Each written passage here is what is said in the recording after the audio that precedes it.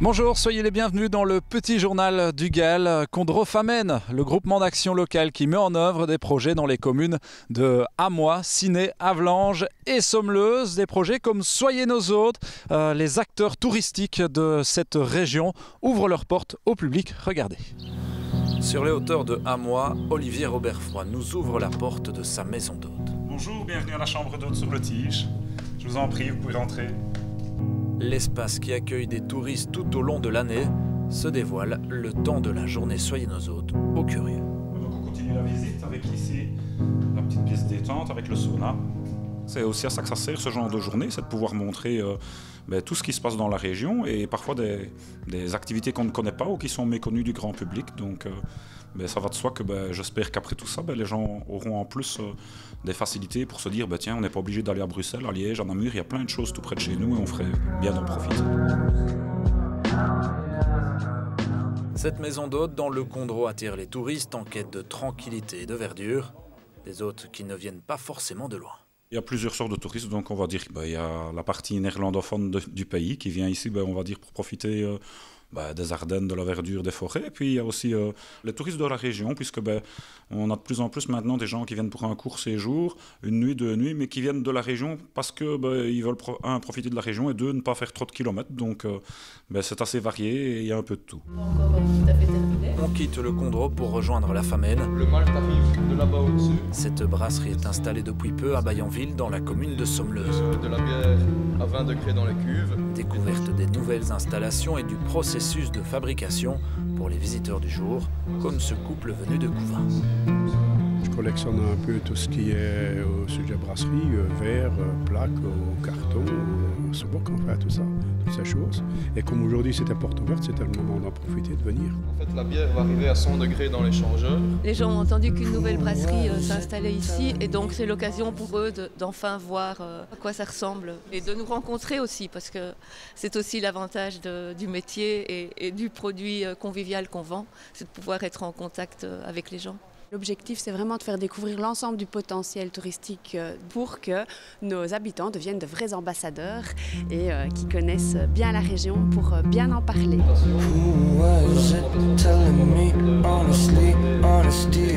Au total, 57 attractions touristiques ont ouvert leurs portes au public lors de cette journée Soyez nos hôtes, et ce, dans 8 communes de l'Est de la province. À 20 degrés dans les cuves et de l'eau chaude à 80 degrés. Nous sommes à la brasserie Mine à Bayenville, brasserie que vous venez d'ailleurs de voir dans ce reportage Soyez nos hôtes. Je vous propose à présent de prendre la direction de Ciney pour le Student Business Challenge, un challenge pour les jeunes Cinassiens. Ils étaient environ 110 à s'essayer au monde de l'entrepreneuriat. Regardez. À Ciney, 110 élèves d'écoles secondaires et supérieures de la ville prennent part au Student Business Challenge. Une matinée où ces jeunes, par groupe, vont incarner le rôle d'entrepreneurs. On leur propose un scénario où ils se mettent dans la peau d'un entrepreneur pour créer une entreprise, reprendre une entreprise. Et pour chaque étape, ils sont invités à rencontrer un partenaire ici présent comme un guichet d'entreprise, l'AFSCA, une agence conseil en économie sociale. Scénario en main, ces 5 rétos de l'Institut Saint-Joseph de Ciney ont pour mission de créer une société privée à responsabilité limitée. Il faut répondre aux différentes questions pour créer une SPRL. Et donc on doit se balader dans les différents stands pour rencontrer un peu des professionnels et savoir comment on fait justement. 18 600 €, ça c'est le capital. Première étape pour nos 5 jeunes, rencontrer le notaire. L'idéal c'est d'avoir quand même un petit capital pour démarrer sa société, pour montrer sa crédibilité. Donc, une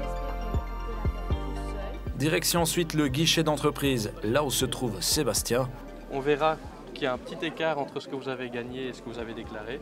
Le conseiller en création d'entreprise invite les jeunes à changer le statut de leur société. On va plutôt opter pour le statut de personne morale. C'est un autre statut qui coûte moins cher et qui est plus bénéfique pour ce qu'on veut faire. C'est quand même assez complexe le statut d'indépendant en Belgique. On n'est pas spécialement aidé constamment. Du coup, c'est mieux de se former, d'avoir au moins une information dès le début, même avant de se lancer.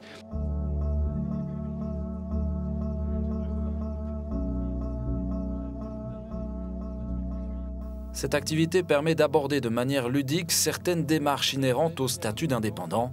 Ces élèves mettent alors en pratique la théorie apprise en classe.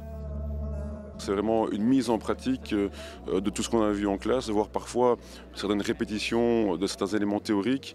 Et donc, oui, c'est vraiment complémentaire. Je trouve ça vraiment intéressant. Je suis en option économie, donc c'est pas mal d'être au feu de l'action. On voit tout le temps de la théorie, mais là, c'est plus du pratique, quoi. C'est vraiment bien, je trouve. Les 5 rétos de Saint-Joseph sont à l'épilogue de leur scénario.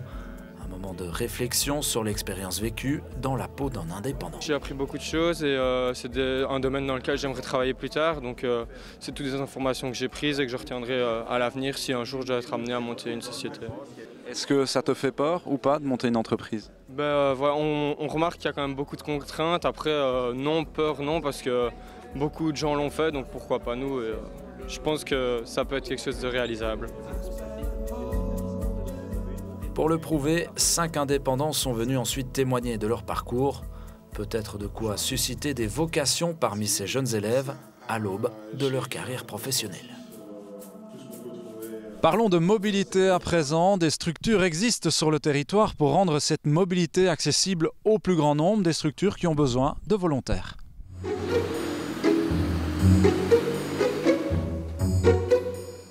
Bonjour Myriam. Bonjour.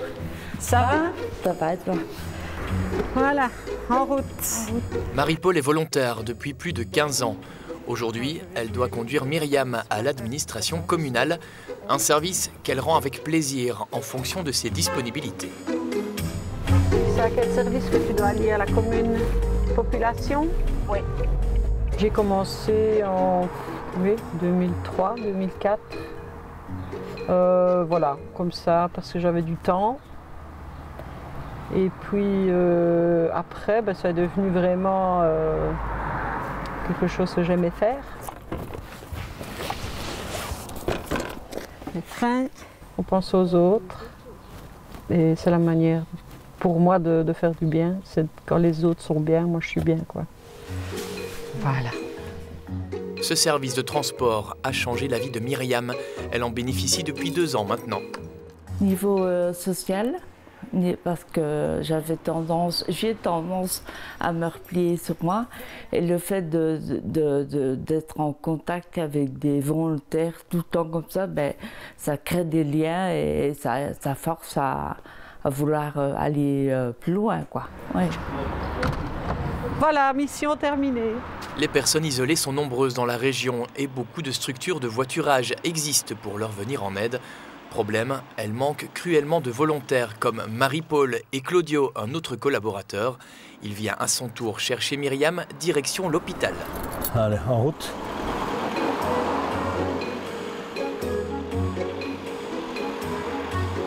Sans l'aide volontaire, il y aurait beaucoup de difficultés justement, de déplacement, etc. Et finalement, c'est une sympathie qui s'installe. Il y a des personnes qu'on visite régulièrement et ça devient une forme d'amitié entre guillemets. Voilà.